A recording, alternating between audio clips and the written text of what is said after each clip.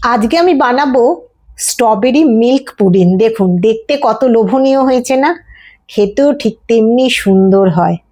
আর এই গরমের মধ্যে যদি ঠান্ডা ঠান্ডা পুডিং বাড়িতে বানানো যায় তাহলে তো আর কোনো কথাই নেই। নমস্কার বন্ধুরা, ওয়েলকাম টু মাই জিমাস কিচেন। একটা সসপ্যান নিয়েছি, তাতে আমি 1 কাপ জল আর 3 টেবিল স্পুন মতো আমি স্ট্রবেরি ক্রাশ দিয়ে দিয়েছি। আপনারা চাইলে স্ট্রবেরিকে মিক্সিতে পেস্ট করেও দিতে পারেন ফ্রুটসটাকে।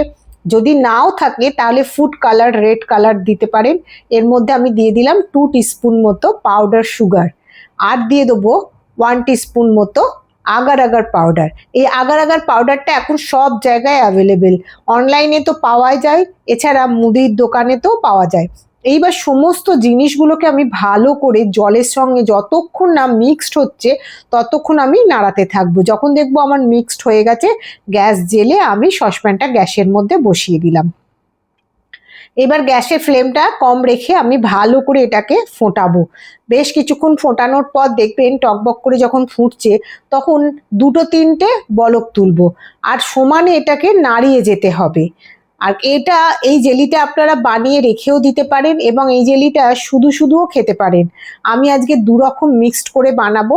এইবার একটা বাটিকে আমি কাত করে নিয়েছি, পেছনে একটা ছোট্ট একটা ছিপি দিয়ে একটু ডিজাইন করার জন্য। এবার গরম অবস্থাতেই আমি এই পুডিংয়ের মিশ্রণটা এর মধ্যে ঢেলে দেবো। যখন দেখবেন এটা ঠান্ডা হয়ে গেছে, এটা ফ্রিজের মধ্যে খানিকক্ষণ রেখে দেবেন। আবারও সসপ্যানের মধ্যে 1 কাপ দুধ নিয়ে নিয়েছি, এর মধ্যে আবারও 2 টিস্পুন মতো পাউডার সুগার দিয়ে দিলাম, আর দিয়ে দিলাম 1 টিস্পুন মতো আগার আগার পাউডার।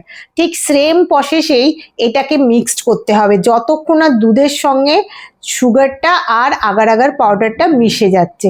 যখন দেখবেন খুব ভালো করে মিশে গেছে তখন নাড়াচাড়া করে নিয়ে এইবারেতে আমি এবার গ্যাসের ফ্লেমটাকে অন করে দিয়ে গ্যাসের মধ্যে বসিয়ে দিলাম।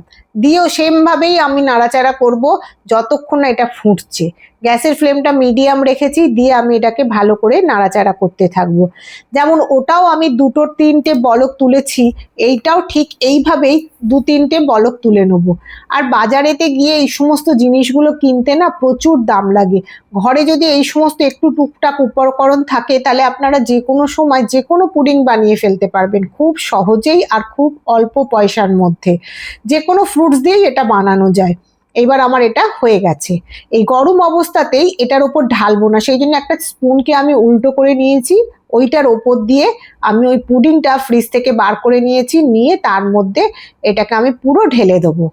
দেখুন সমস্ত পুডিংটা আমি এই প্রসেসেই ঢালবো, কারণ গরম অবস্থায় একই জায়গায় পড়লে একটু গর্ত মতো হয়ে যাবে।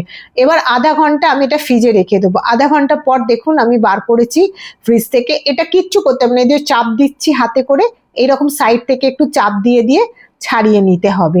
এবার সাইড দিয়ে ছাড়িয়ে নিয়ে এবার আমি একটা প্লেটের মধ্যে উল্টো দিলাম। দেখুন কত সুন্দর হয়েছে না, খেতেও ঠিক তেমনি সুন্দর হয় আর অসম্ভব ভালো খেতে লাগে।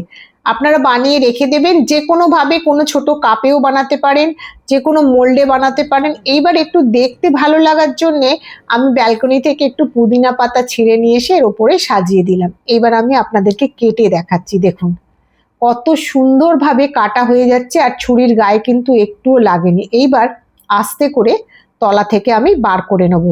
যে যেরকম ভাবে শেপ দিয়ে করবেন সেইভাবেই সুন্দর খেতে হয়। আমি একটুখানি বার করতে অসুবিধা হচ্ছিল, স্লিপ খাচ্ছিল বলে। দেখুন কত সুন্দর হয়েছে আর খুব ভালো লাগে। ঠান্ডা ঠান্ডা এই গরমেতে যদি এই রকম পুডিং বানান তাহলে সবাই এক কথায় আপনার প্রশংসা করতে বাধ্য। একবার অন্তত বানাবেন এবং বানিয়ে আমাকে জানাবেন কেমন হয়েছে। আবার দেখা হবে।